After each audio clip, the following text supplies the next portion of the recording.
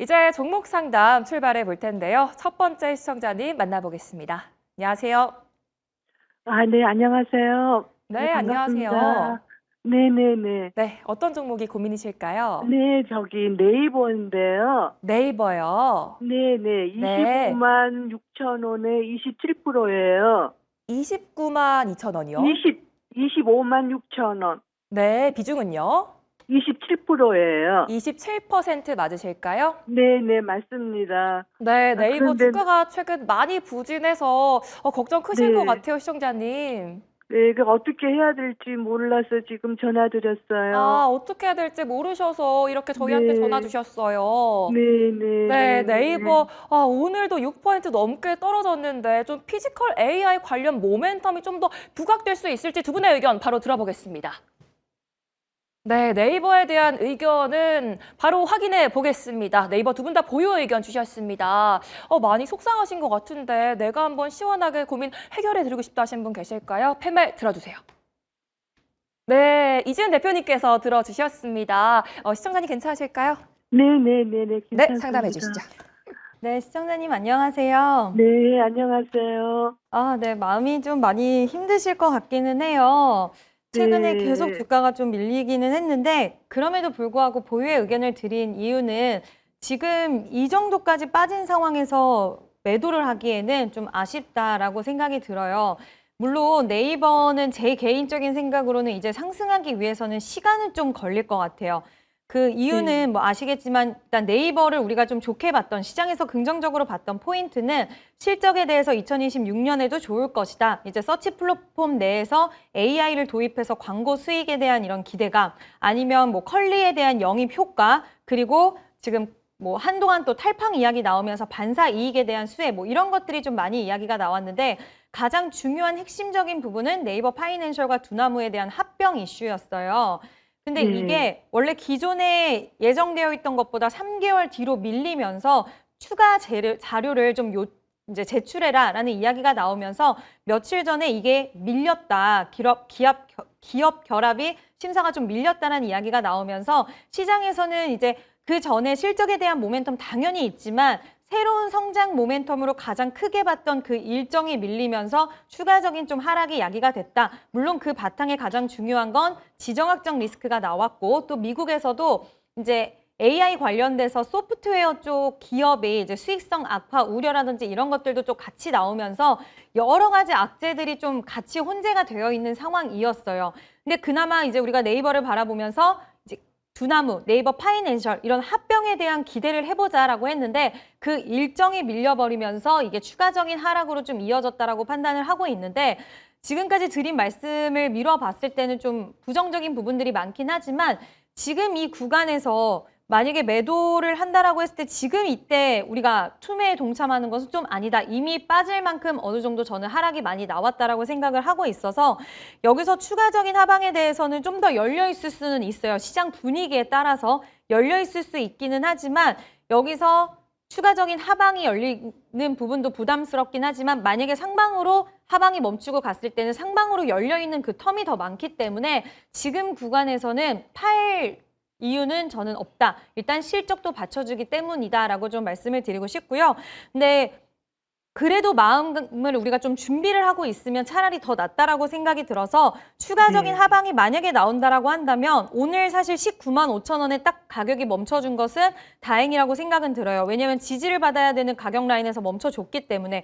근데 만약 네, 뭐 지정학적 리스크 때문에 추가 하방이 덜 열린다라고 한다면 18만 원 선까지는 좀 열어둬야 될 수 있다라는 부분은 참고해 주시고 만약에 네, 열린다라고 했을 때 비중 확대를 하시거나 하는 것은 저는 지금은 아니다라고 좀 말씀드리고 싶고요. 그냥 네, 네이버는 한쪽으로 좀 밀어두시고 일정이 네, 밀린 부분에 대해서 좀 아쉽지만 1분기 실적 때 뭔가 분위기 전환에 대한 부분들 나와줄 수 있을까? 또 AI 관련돼서 시장의 분위기가 잡히면 다시 AI 키워드가 좀 시장 부각을 받을 가능성이 있기 때문에 저는 지금 구간에서는 팔기에는 아쉽다. 그냥 한번 좀 기다려보자라고 언급 드려보고 싶고요. 비중 확대는 빠졌다라고 해서 당장 하시기보다는 뭔가 추세가 돌아갈 때가 더 좋을 수 있고 이미 비중이 좀 있으시기 때문에 비중 확대는 좀 더 신중해야 된다라는 이야기까지 같이 드려보고 싶습니다.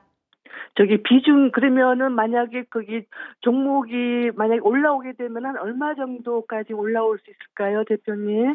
네, 일단 1차적으로는 20만 원 선 돌파가 되면은 다시 상방으로 자리를 잡을 가능성이 커져요. 물론 20만 원 돌파하고 옆으로 좀 횡보하면서 가격 조정 기간 조금 박스권에 갇힐 가능성도 있긴 하지만 20만 원 돌파하고 옆으로 종목이 기게 되면 그때는 오히려 좀 긍정적인 신호로 보시고 기다리고 계시다 보면 결국 상방이 나오면 24만 원까지 다시 한번 좀 돌파하려는 흐름이 나올 거예요. 그럼 네. 이때 만약에 네이버가 어떤 호재성 이슈가 있으면서 같이 24만 원 돌파하고 올라가면 그때는 기다리시면 당연히 뭐 26만 원 이상의 28만 원 가격 라인도 당연히 도달이 가능할 것이고 그게 아니다. 그냥 시장 분위기 때문에 갔는데 거래량도 그렇게 없고 어떤 특별한 이슈는 없다라고 한다면 그때는 비중을 좀 줄여두시는 것도 하나의 방법이 될 수 있다. 왜냐면 뭐 매기가 반도체로 쏠리거나 어느 특정 섹터로 쏠리게 되면 그런 부분도 한번 고민을 해보셔야 된다는 의견 드려보도록 하겠습니다. 아, 24만 원요? 네네. 아, 네네. 네, 그래요. 일단은 알겠습니다. 네, 좀 네. 중기적으로 보시는 걸 추천을 드리고 싶어요.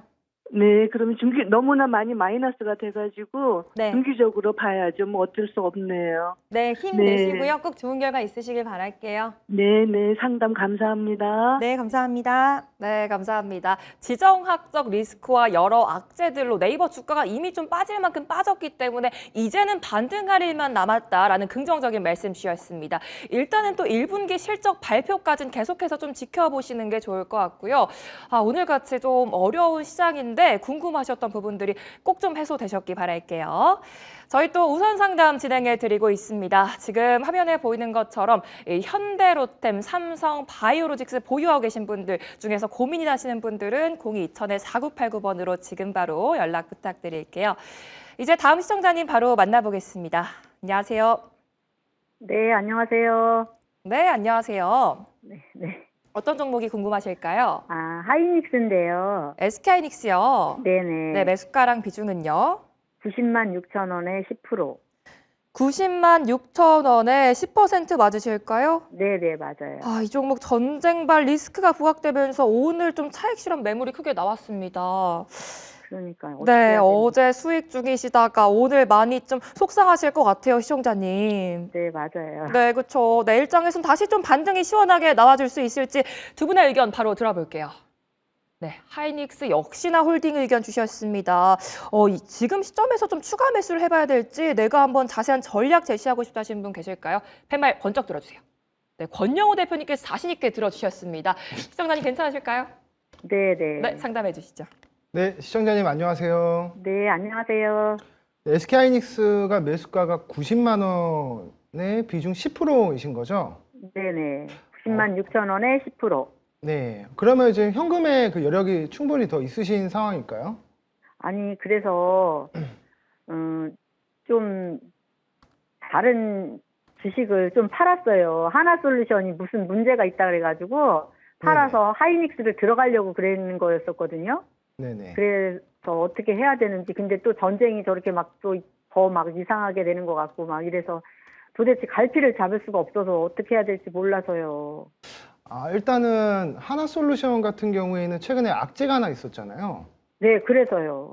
이 주주배정 유상증자를 해서 그걸로 이제 채무 상환을 하려고 하는 어떤 그런 이벤트가 있었다 보니까 네, 이 투심은 단기간에 좀 회복되기는 좀 어려울 겁니다. 실적이 그렇죠. 그래서 그거를 팔아서 하이닉스를 살려고 그러고 있는 중이에요, 지금. 근데 지금 이 상황에서 사도 될지 어쩔지 여쭤보려고 선생님한테. 그러시면 하나솔루션을 조금은 정리를 하셔가지고 SK하이닉스가 좀 더 떨어진다라고 했을 때 비중을 늘리시는 게 저는 좋을 것 같거든요. 왜냐하면 그러니까, 하이닉스가 지금 삼성전자랑 좀 구분되는 이벤트가 하나 있는데 네. 자사주로 이제 ADR, 그러니까 미국 증시에 간접적으로 상장을 합니다.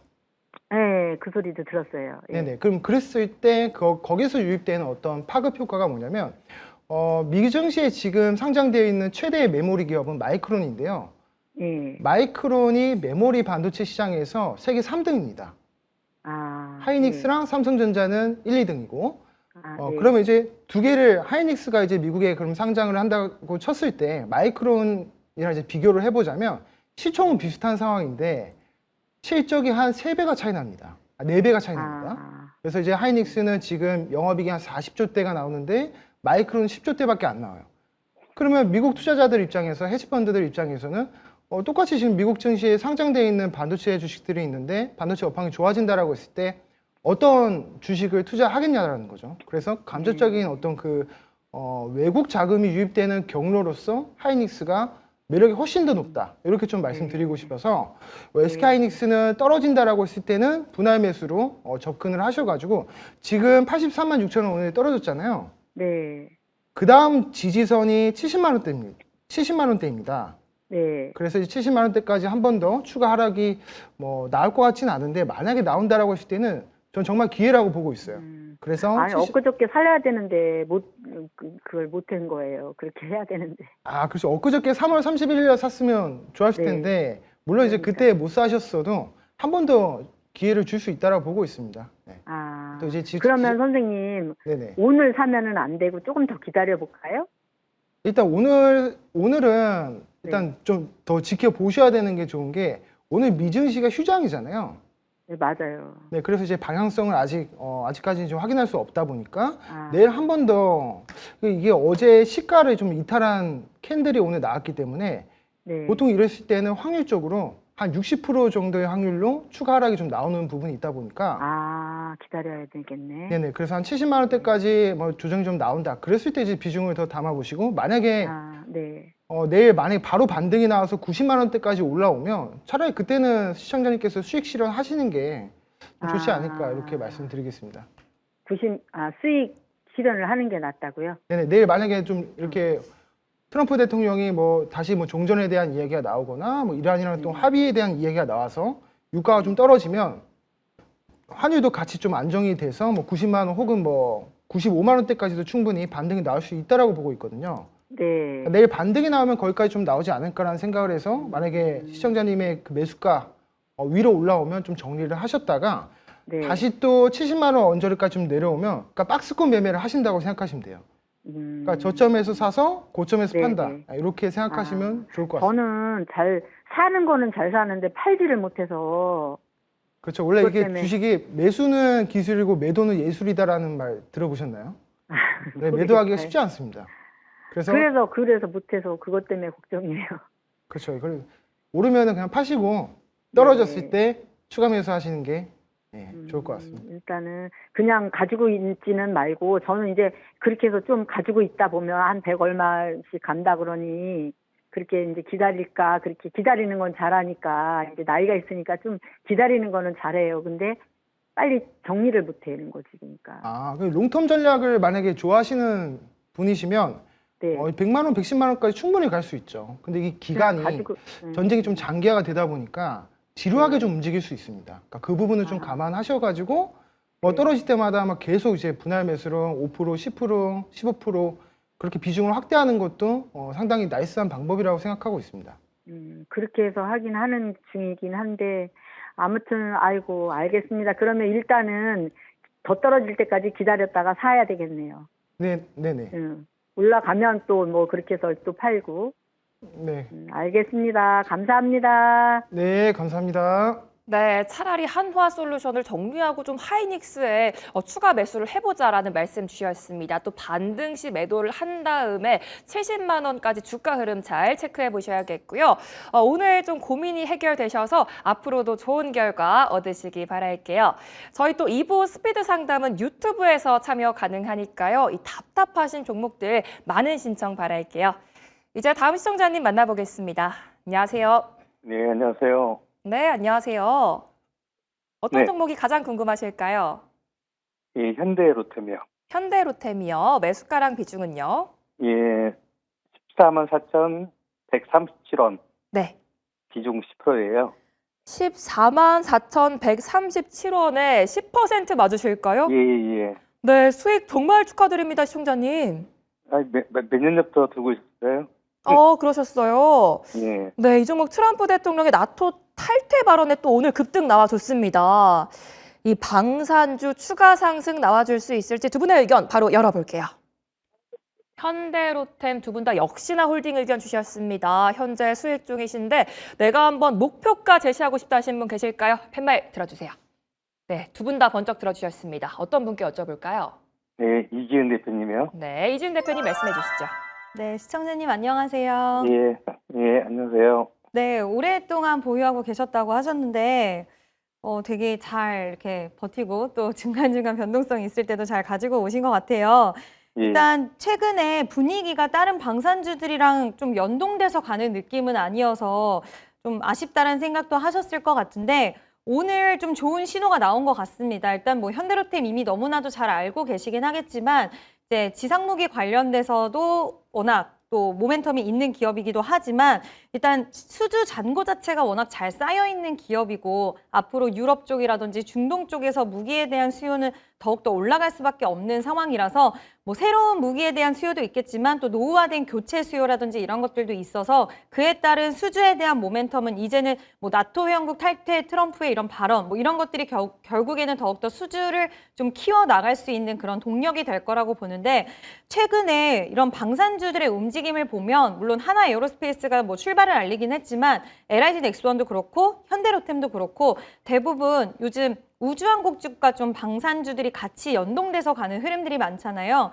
근데 현대로템도 마찬가지로 그쪽 관련된 사업을 뭐 발사체라던가 이런 쪽에 이제 모멘텀의 사업 내용을 착착 준비를 잘 하고 있는 걸로 보입니다. 그래서 지금은 방산이라는 이 실적을 가져갈 수 있는 쪽에 이제 뭐 캐시카우라고 하기보다는 어쨌든 돈을 잘 벌 수 있는 사업 구조를 만들어 놓은 가운데 새롭게 우주항공, 방산을 더해서 신성장 동력으로서 포트폴리오를 좀 확장하는 그런 흐름들이 나와주고 있어서 이제 방산에 대한 매력도가 한동안은 좀 부재했었는데 이번 전쟁을 통해서 그 매력도적인 측면들이 좀 많이 부각을 받을 수 있을 것 같아요. 그래서 현대로템은 상대적으로는 좀 아쉽게 움직이는 모습이 있었는데 오늘 시세가 나오면서 어느 정도 거래량이 실린 21선 안착 흐름이 나왔다는 것을 미뤄봤을 때는 저는 23만 원까지는 그래도 좀 무리 없이 뭐 지정학적 리스크의 방향성이 확 바뀌지 않는 이상에는 어쨌든 종전이 되던 이대로 계속 이어지던 무기에 대한 수요는 올라갈 것이고 이게 시계가 좀 더 빨라질 것이냐 아니면 느려질 것이냐의 문제로 갈 수 있다라고 판단을 하고 있기 때문에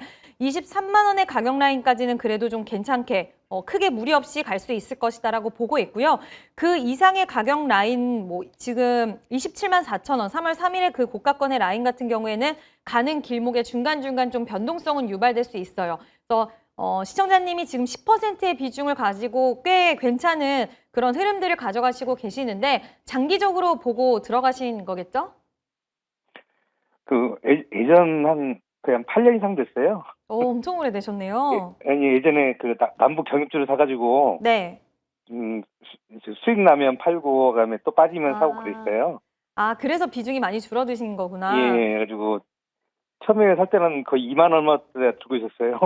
아, 진짜요? 예, 그러다가 이제 수익 네. 많이 나면 팔았고, 또 빠지면 사고 그런 식으로 해가지고, 뭐 완전. 종전, 네. 전쟁 때문에 산 건 아니고, 뭐 전동차나 뭐 그런 거 가지고 그냥 겸사겸 샀는데, 저는 이게 오늘 오른 좋은데 다른 종목들이 좀 빠지니까.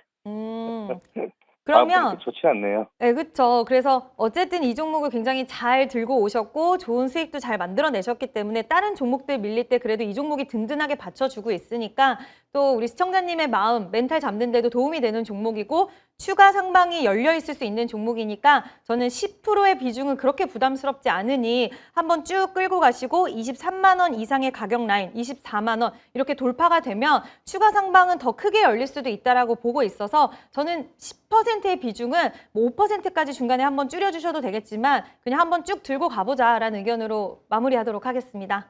예, 네, 고맙습니다. 네, 감사합니다. 네, 수익 정말 축하드리고요. 중동 수주 모멘텀으로 23만 원까지 충분히 상방 열려 있다라는 긍정적인 코멘트 남겨주셨습니다. 가격 전략 꼼꼼히 제시해 주셨으니까요. 잘 참고하셔서 원하시는 수익 얻으시기 바랄게요. 이어서 다음 시청자님 만나보겠습니다.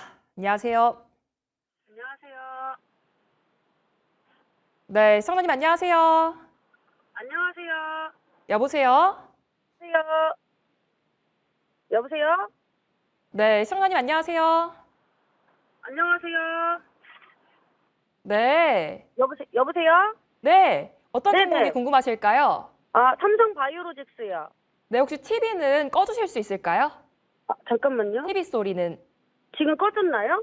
네, 소리 줄어들었습니다. 감사합니다. 어떤 종목 고민? 삼성 바이오로직스요. 네네. 매수가랑 비중은요?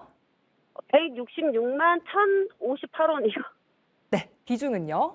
5%요. 5% 맞으실까요? 네. 네, 삼성 바이오로직스 지금 1분기 호실적 전망에 오늘도 좋은 흐름 보여줬습니다. 네. 네, 아쉽게도 좀 윗꼬리가 길게 달렸어요. 앞으로 좀 추가 시세가 나와줄 수 있을지 두 분의 의견 바로 들어보겠습니다. 네, 두 분 다 홀딩 의견 주셨습니다. 그래도 좀 하락장 속에서 빨간불을 켜줬는데 내가 한번 자세히 전망 제시하고 싶다 하시는 분 계실까요? 패매 들어주세요. 네, 두 분 다 들어주셨습니다. 어떤 분께 한번 여쭤볼까요? 저는 지금 남자분이요. 네, 권영호 대표님 말씀해 권 주시죠. 대표님. 네네네. 예, 시청자님 안녕하세요. 네, 안녕하세요. 네, 일단 삼성바이오로직스가 비중이 5%이시잖아요. 네. 이거는 떨어졌을 때 저는 비중 확대를 과감하게 하셔도 좋다라고 보고 있거든요. 아, 그래요? 네, 일단은 지금 제약바이오 섹터는 사실 오늘 시장이 안 좋았음에도 불구하고 만약에 오늘 시장이 좋았잖아요. 그럼 삼성바이오로직스는 윗꼬리 달고 내려온 게 아니라 165만 원 그 이상을 좀 마감했을 확률이 굉장히 높습니다. 시장의 영향을 좀 받아서 보합으로 좀 마무리했지만 이게 삼성바이오로직스 하면 우리나라 그 CDMO의 그 대표적인 기업이라고 생각하시면 좋을 것 같은데 최근에 글락소스미스클라인의 그 바이오 의약품 생산 시설을 미국에서 이제 인수했습니다. 삼바의 그 현지 법인에서 인수했는데 그러니까 이거는 캐파를 확장했다는 얘기거든요. 그러니까 보통 우리가 어떤 증설을 한다, 어떤 기업이 이제 증설을 늘린다라고 하는 거는 다른 고객처로부터 이미 어떤 수주 계약이 있는 상황에서 증설을 하는 겁니다. 그러면 지금 캐파를 78만 5천 리터에서 84만 5천 리터로 확대했기 때문에 그럼 2분기 실적은 지금보다도 더 높아질 가능성이 높다라고 저는 해석을 하고 있거든요. 네. 게다가 지금 환율도 지금 1,500원대에서 유지가 되고 있다 보니까 어떤 고환율에 대한 환차익도 볼 수 있고 또 지금 4월부터 시작해서 뭐 AACR 그리고 뭐 아스코 이런 어떤 제약바이오가 좀 좋아할 만한 그런 이벤트들이 지금 포진되어 있다 보니까 충분히 어떤 이슈를 부각을 받아서 그 주가 상승의 기대 요인으로 좀 작용할 수 있을 것이다. 저는 이렇게 보고 있습니다. 그래서 우리 시청자님께서 언제 들어가신지는 모르겠지만 만약에 좀 더 조정이 나온다 그랬을 때 지금도 사실 주가가 박스권 하단입니다.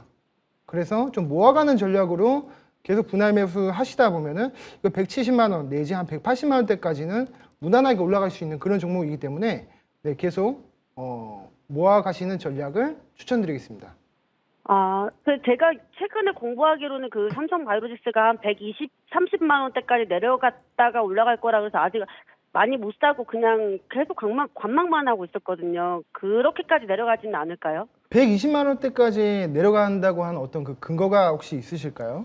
그때 이제 전문가님들 얘기해서 막 공부하다가 계속 이것저것 보고 하다가 들었었던 거라서. 120만 원대까지 내려가기 쉽지가 않습니다. 왜냐하면 실적에 대한 레벨이 많이 올랐기 때문에 만약 120만 원까지 내려간다는 거는 실적이 엄청 안 좋아지게 나와야 그렇게 빠지는 거거든요. 근데 지금 삼바의 어떤 그 비즈니스의 구조를 봤을 때 이익 구조가 성장하는 사이클의 어떤 초입 구간에 진입했다라고 저는 보고 있어요.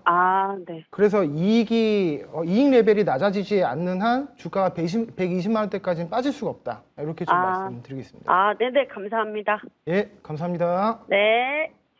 네, 1분기에 이어 2분기까지 또 호실적이 전망되기 때문에 삼성 바이오로직스 계속해서 들고 가보자라는 말씀 주셨습니다. 일단 조정 시 좀 계속해서 모아가는 전략 제시해 주셨으니까요. 방금 말씀해 주신 내용으로 대응 전략 잘 세워보시기 바랄게요. 이어서 다음 시청자님 바로 만나보겠습니다. 안녕하세요. 예, 안녕하세요. 네, 안녕하세요. 어떤 종목이 궁금하실까요? 중앙첨단소재. 중앙 첨단 소재요. 매수가랑 비중은요? 7,500원 50%. 7,500원에 50% 맞으실까요? 예. 이 종목 리튬과 뭐 2차 전지 관련해서 지금 손실이 굉장히 크셔서 네, 많이 걱정되실 것 같습니다, 시청자님. 예. 네, 비중도 지금 50%나 되시는데 매수가까지 올라줄 수 있을지 두 분의 의견 바로 들어볼게요. 두 분 다 아쉽게도 매도 의견 주셨습니다. 어떤 분께 전략 들어볼까요? 이지연 씨. 네, 이진 대표님 말씀해 주시죠. 네, 시청자님 안녕하세요. 예, 안녕하세요.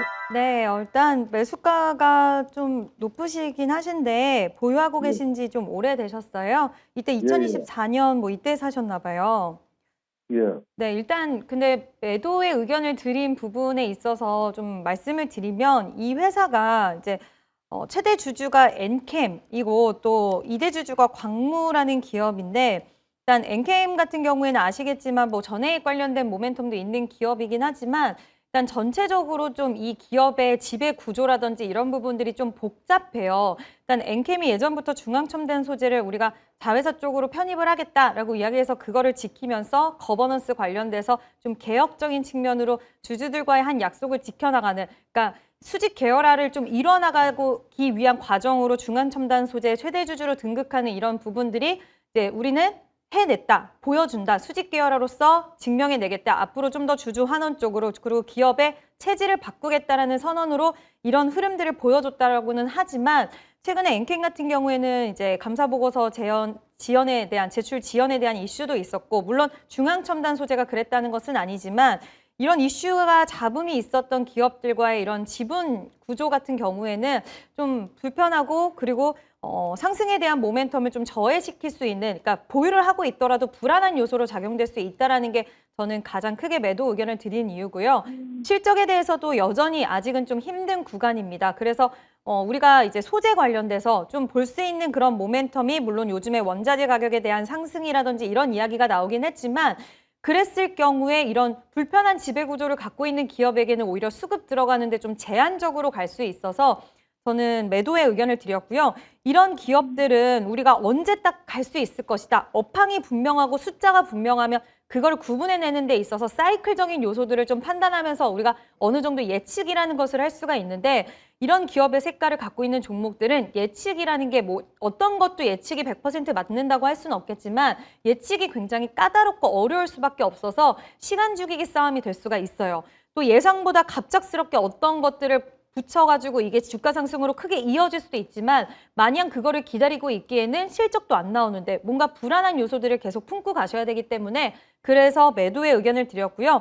너무 비중이 많으시기 때문에 지금 선뜻 손이 나가시지는 않을 것 같아요. 스트레스도 많이 받고 계실 거고. 그래서 일부라도 근데 비중을 좀 줄여두시는 게 기회비용적인 측면에서는 좀 낫지 않을까. 제가 웬만하면 이렇게 많이 빠져 있으면 그래도 지금 저점인 것 같으니 좀 버텨보는 게 어떨까요? 라고 말씀드리겠지만 일단 비중이 너무 많으시다라는 거 그리고 회사의 구조라든지 이런 부분들이 실적도 좀 불안하다라는 거. 그래서 언제 어떻게 이게 주가가 올라올지 모르는 사이클적인 산업도 아니기 때문에 예측하고 계산하기도 좀 어렵다. 이런 것들 미루어 봤을 때는 조금이라도 비중을 좀 덜어두시고 지금 당장 다른 종목을 사지 않는다고 하더라도 현금이라도 좀 확보를 하시는 게 좋지 않을까라는 생각이 들어서 당장 실행에 모두 못 하신다라고 하더라도 어느 정도 이런 방향성에 대한 부분은 좀 알고 대응하시는 게 좋지 않을까라고 생각이 들어서 좀 냉정하겠지만 일단은 말씀 드려보도록 하겠습니다.